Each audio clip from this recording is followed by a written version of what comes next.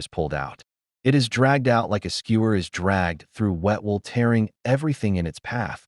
Musnadamad. The pain? It is more than any pain felt in the entire lifetime.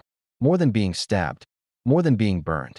More than being crushed. It is pain at a spiritual level because now the soul faces what it never prepared for. The body twitches. The mouth is open in a silent scream. The eyes bulge. The heart races. But death has come.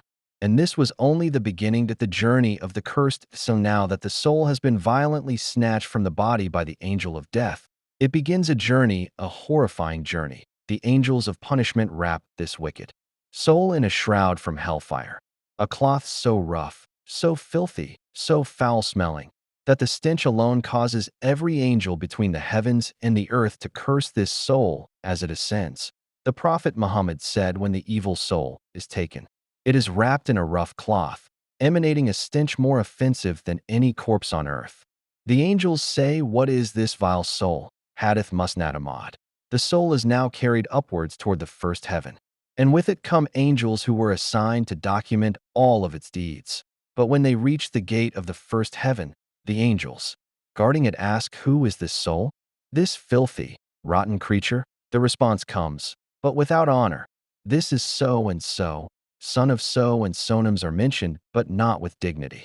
There's no welcome, no opening of heavenly gates, no call of peace or joy. Instead, the heavens reject it. Allah issues the command, write his record in Sijin, Surah Al-Mutaffifin 83:7. Then cast his soul down back to earth. What is Sijin? It is the register of the damned, the record of those who rebelled, the ones who turned their backs on the Creator.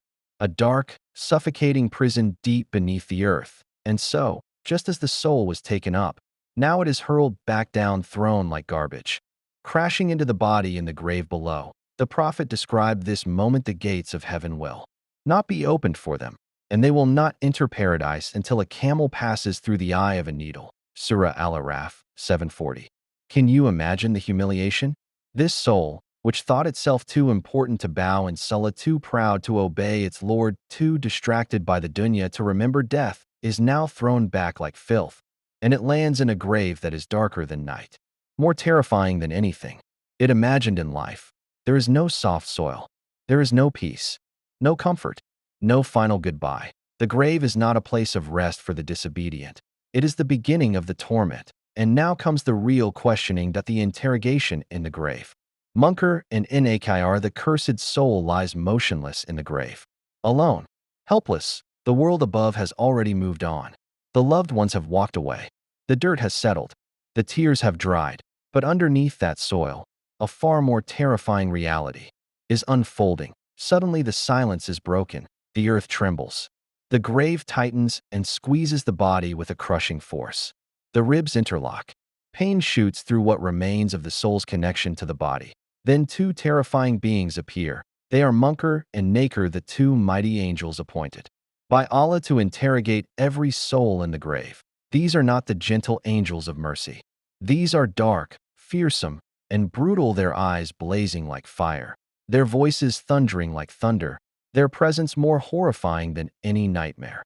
They sit the dead up in the grave, and with a roar that shakes the soul, they begin their questioning. Who is your Lord?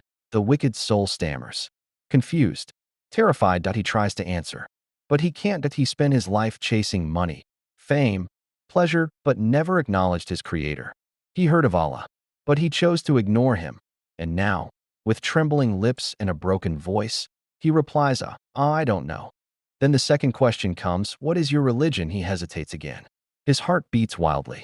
He spent his life mocking religion, labeling it as backward, strict, or not for him. Be now those excuses mean nothing. I don't know, he mumbles. The final question, what do you say about the man who was sent to you?